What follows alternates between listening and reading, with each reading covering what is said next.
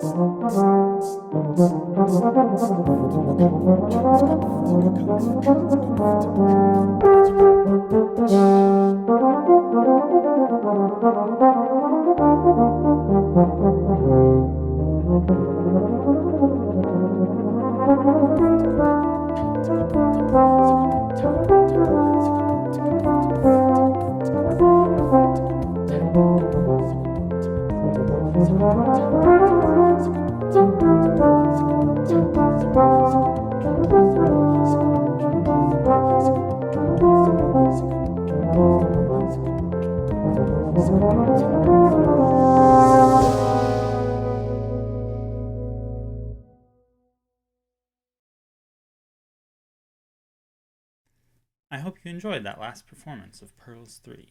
The next piece you'll be listening to is Steven Verhel's Monumental Etude. Verhel is a Belgian composer whose primary instrument is trombone and also plays bass trombone. This piece was composed for the Rotterdam Philharmonic Orchestra low brass section. They are a Dutch orchestra. So it was written for 2 tenor trombones, bass trombone, and tuba. And the tuba player from the Rotterdam Orchestra low brass section requested a piece in the style of a Wagner or Bruckner piece. So this is an etude in that style. I will be performing it on Euphonium, and I will also be using an octave effect in order to effectively replicate the tuba part. So you'll be able to hear the tuba part in octave performed on a Euphonium. Thank you for listening.